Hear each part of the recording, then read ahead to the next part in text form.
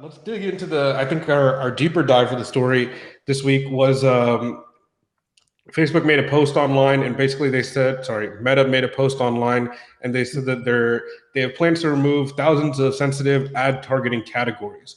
And so this was in this New York Times article. They dig in a little bit deeper. I think previously in the summer, if I'm not mistaken, of this year or maybe last year, they removed some 5,000 odd categories previously, and now they're removing thousands more, which already kind of gives you a sense of if you have the ability to remove thousands of categories now, 5,000 categories earlier this year, that means bare minimum you're looking at 7 10,000 categories that are being removed, which means how many more categories are there, right? Because you're not taking off 50% of the categories or anything like that, right? You're probably trimming off maybe less than 5 10% off the top of my head, and that seems like even drastic numbers to me.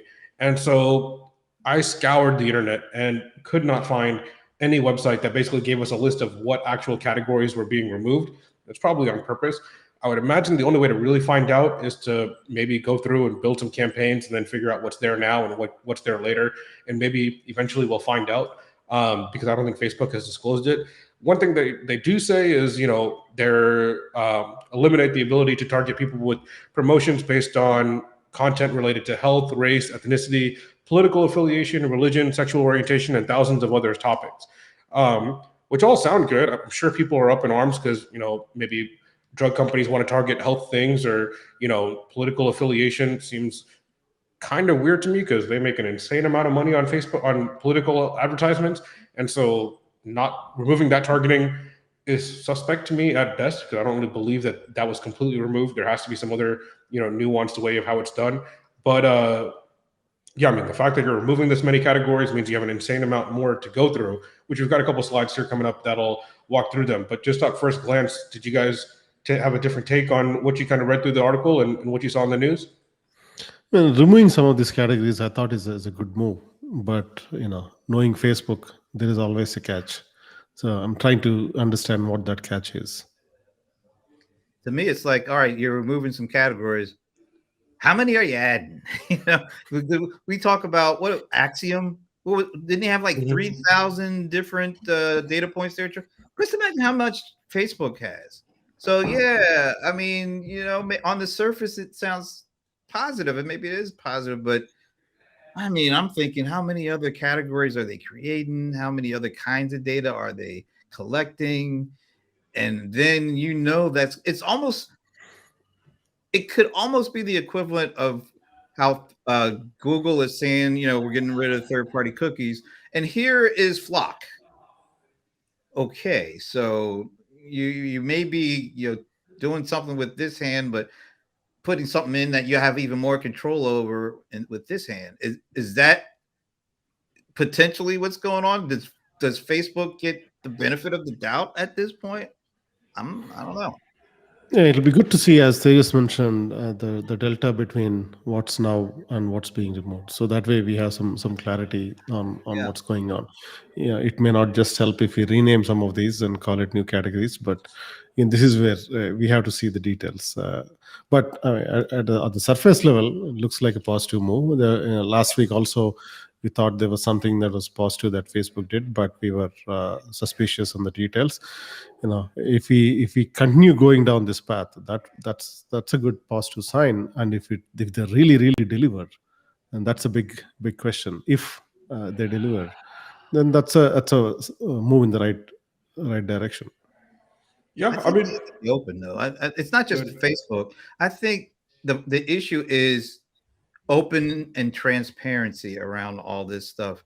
I think they could say things and do things that could be positive, but without, I think you both said, without having the full context of what the issue is and what's being done, we don't know. I mean, and it's harder to take certain companies at face value than it is for others because of the vast levels of data that we have on them doing certain things. So I think that's going to be the biggest challenge for any company, but particularly these big companies that have such big reach.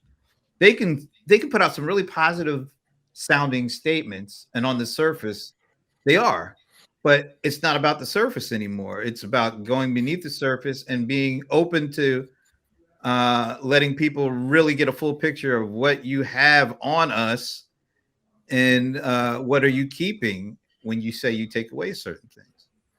Yeah, Facebook, the product might remove some categories. Meta, the company, might add additional categories. Or they could buy a company that brings that back and then some. I mean, it's 23andMe. yeah, right. Yeah, but to give themselves the benefit of the doubt, the only thing I could probably say is there's a lot of benefit. Is like I've seen Zuck making a lot of rounds with like promoting the metaverse, obviously lately, and part of me thinks that like if you know your company's in kind of bad, PR look, let me cripple my ads team a little bit and kind of like give them a few cuts, and that'll keep the pressure up to basically other departments like maybe Oculus or metaverse activities. And we have to wean off this advertising thing because it's not a good look for us long term. So we got to start trimming a little bit here, and that'll add like more pressure there. It seems like a perfectly logical, business calculation that maybe short term it might not make that big of a difference or it hurts you a little bit, but knowing that it'll wane you off the dependence of ads. Like, I mean, Google's tried but has had next to no success weaning off of advertising in building up other business units, but they're at least trying. So both of these companies know that ads is, they're short-term cash cow, but long-term they probably need to diversify and not have all the revenue coming from one thing that could probably be restricted through some legislation or something like that, right? That seems like a fairly logical benefit of the doubt analysis. And with some of these guys, at some point, they start to think about legacy. It's happened with Page or whatnot. Do they want to be known as, the guys who made money off of ads, 10 years, 20 years from now? What percentage of tobacco companies want to be associated with tobacco companies these days, right? They want to change the topic, and their association should be with maybe a Meta or something positive, whatever that is. And that there is also that angle to it that is at play. Yeah, I would probably see that with like the space race between all these billionaires, right? It's like, all right, well, that's seemingly something impactful, maybe, but difference, right? I didn't make an online store. I basically maybe got to the moon or wherever I need to go. I mean, in general, removing categories at the surface can't be bad, but for a company that hasn't earned a lot of trust lately, you have to have an idea that there's some sinister mission behind it, and there is some wordplay happening in the PR department that is masking something just because you don't really trust them. But you hope that this is just a altruistic, really good move. And I guess that's all we can really do now until it's proven otherwise. But we can still doubt it, I guess, right? Yeah, just do not hold your breath, Tejas. It may take a little longer. But we got to keep going back to the business model. Their business is to sell ads, and their business is to convert data into those sold ads. So when you see a company whose main core business is that, when you see them make an announcement about we're going to take away some categories, it's kind of hard not to think cynically about it, because we know that's like saying, oh, we're going to cut revenue and profit projections, and financial analysts just love that. It's kind of hard for you to take that seriously, man. The shoe gonna drop or something, you can expect a paid subscription from them where you won't see ads, and you'll collect the data. So that's one. They'll, just like the Vizio case, they'll sell you the Ray-Ban specs and the Oculus, and then of course use that data as well. So you see multiple business models evolving, going beyond ads. But that's okay, because if they're using the data to sell products, not to distribute the data to other people who will then do what we don't know what they'll do with it, I'm cool with that. But it's when they sell the data, that's when Facebook isn't selling data. Facebook is like renting data, I guess. Yeah, right. It's collecting the data. So they are the data broker plus data aggregators. So. Yeah, I mean, let's hope for the best, I guess. I mean, they have to see the tide kind of turning in this department, and it's kind of like we've got this money. We got to start dumping it somewhere. 10 billion into the metaverse is not a small amount of money, obviously. So they have to see the writing on the wall to some extent. And also as the walls or virtual walls go up in certain regions, certain countries, you have to, especially if you're Facebook, you got to worry about that. I think this past week or so, was it LinkedIn or maybe earlier, LinkedIn moved out of China. Then there's another company that said they no longer operate in China, right? Something happened recently. So this is a pattern where as Facebook becomes a problem in some of these countries, you can expect them to be to be blocked. So which means they have to find alternative models. I saw one crazy stat. I wish I had the article, but it was something that 50% of Facebook Messenger traffic comes from Cambodia. That is just like an insane number. That like Cambodia as a country generates 50% of Facebook Messenger traffic.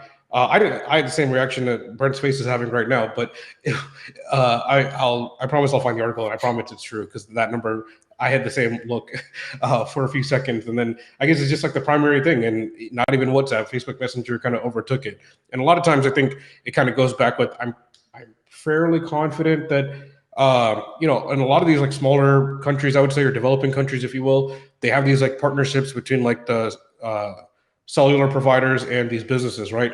Facebook tried to make like what was it, internet.org or whatever free internet project thing to try to justify it that way.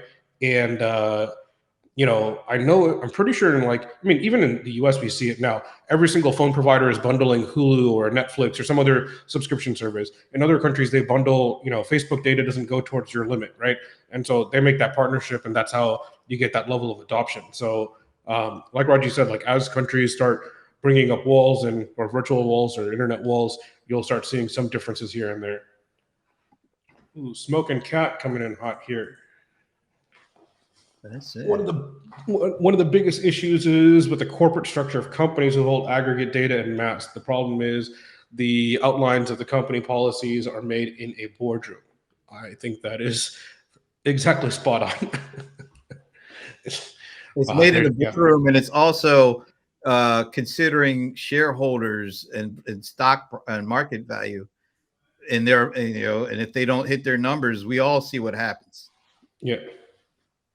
Yeah, that 10-cent comment that was just there was pretty good too. That this person made, or maybe not a person, maybe it's a cat. I don't know. The commenter left was good about 10-cent stake and a lot of different things.